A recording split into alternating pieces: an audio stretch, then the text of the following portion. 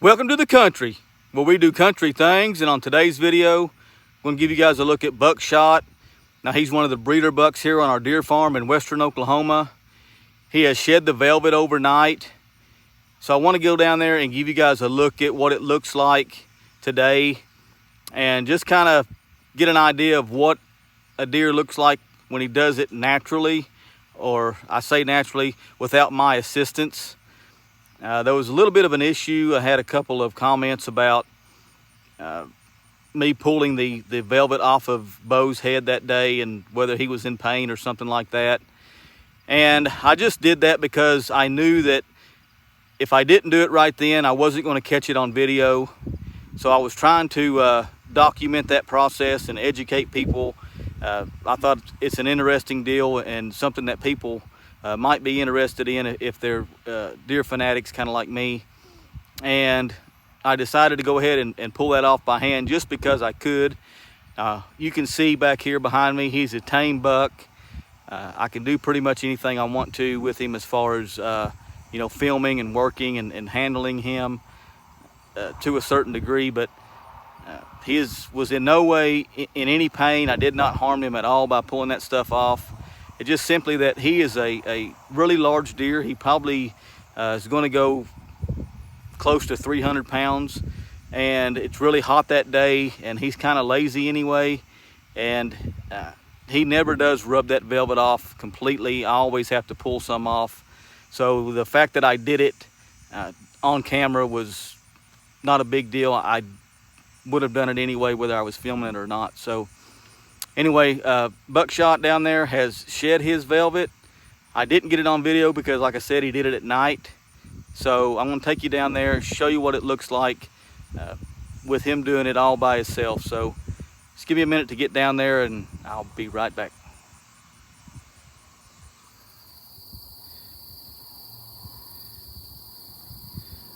Okay guys, so I come out to feed this morning and I noticed that Buckshot here has decided to go ahead and strip his velvet overnight.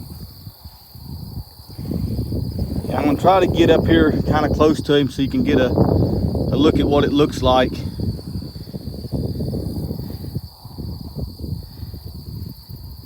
And like I said, his attitude's going to change now. He's going to be way different than he was before. We could feed him out of our hands and stuff like that, but he's going to be a little more stressed out here. Let me get up close. Hey!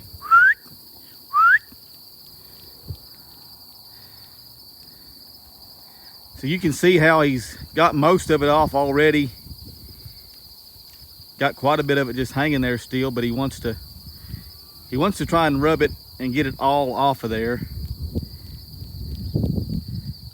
And he's just going to circle me. He's not going to come up to me.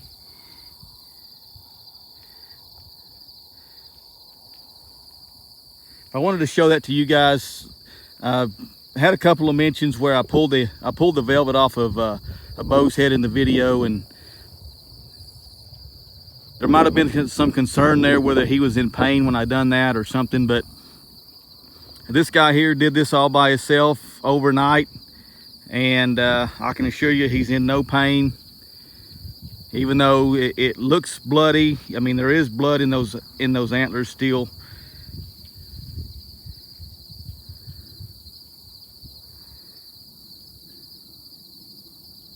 But the fact that I pulled what was already loose from Bo's antlers in no way, shape, or form harmed him or anything. He didn't feel no pain.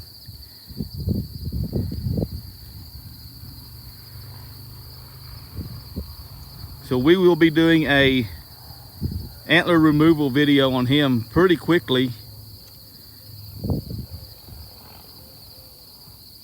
Ideally, you don't want them running around here with hard antler on too many days, because there's a big chance they may try to rub them in the fence or get hung up in the fence and stuff now. So we want to get those off pretty quickly. So we've got to kind of watch the weather, make sure it's not too hot to knock him down, and we'll get those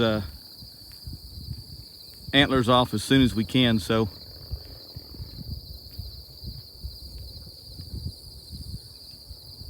I'm gonna try to get outside the pen and see if I can't get him to come really close to me. Usually he will. We'll just have to see. Let me get outside the pen and see if I can't get him to come closer and get you guys a real close look at this. Just give me a second to get outside and then I'll be back.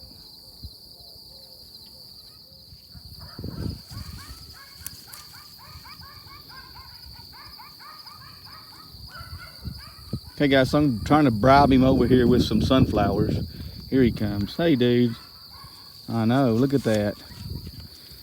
Hey guys, you can see that real close now where he's rubbed most of it off other than just right down around his bases and on his brow tines. Looks like he hasn't broken anything. Maybe the tips just a little bit on the main beams are busted off, but that's about all he wanted. That's a pretty good look at it. He'll finish that up.